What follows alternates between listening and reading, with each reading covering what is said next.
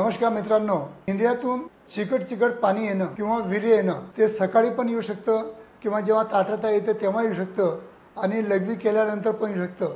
असे बरेच रुग्ण माझ्या क्लिनिकला येतात आणि त्याच विषयी आज मी व्हिडिओ तयार करीत आहे.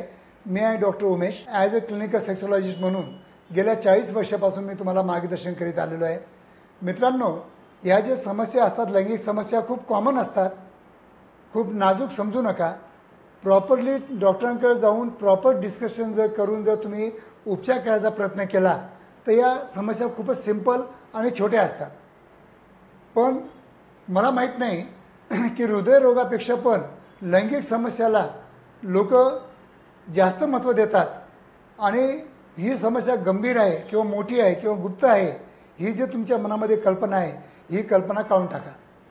मित्रांनो, आजचा जो आपला विषय होता की इंद्रियातून चिकट पाणी येणे किंवा वीर्य येणे किंवा लघवी केल्यानंतर थोडं चिकट पदार्थ निघणं, याविषयी आपण आज थोडक्यात माहिती देत आहोत. मित्रांनो, ही जी समस्या असते ही नॉर्मल असते. हा काही आजार नसतो. यंग एजमध्ये हार्मोनल सिक्रेशन आपल्या बॉडीमध्ये वाढल्यामुळं केव्हा तरी आपण एखाद्या मुलीकडे बघितलं, आपण स्टिम्युलेट झालो, आपले हार्मोन स्टिम्युलेट झालं तर आपला जी पिशवी असते ती थोडी स्क्वीज होते आणि त्याच्यामुळे थोडासा आपल्याला चिकट पदार्थ केव्हा निघू शकतो. हे आपण नॉर्मल समजायचं. केव्हा लघवीला गेल्यानंतर जेव्हा शेवटी जेव्हा थोडासा चिकट पदार्थ निघतो ते पण नॉर्मल असतं.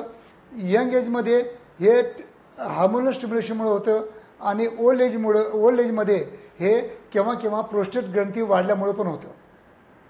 आणि तिसरी गोष्ट की जेव्हा आपण सेक्स करतो, जेव्हा सुरुवात करतो, जेव्हा आपल्याला प्रॉपर इरेक्शन झालेलं असतं तेव्हा काहीतरी चिकट पदार्थ निघतो.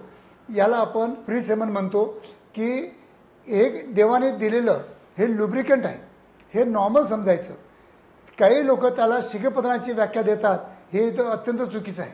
कारण की देवाने दिलेलं नॉर्मल लुब्रिकंट हे आपल्या म्हणजे योनी मार्गामध्ये प्रॉपर इन्सर्शन करताना आपल्या समोरच्या पार्टनरला त्रास झाला नाही पाहिजे म्हणून हे जे लिक्विड निघतं हे आपल्याला नैसर्गिक निघतं. हे इथं लक्षात ठेवा. याला कोणतेही तुम्ही आजार समजू नका. पण माझ्याकडे बरीच मंडळी अशी येतात की याला आजार समजतात आणि त्यासाठी काही औषधोपचार मागतात. तर मला वाटतं हे कुठेतरी चुकीचं आहे.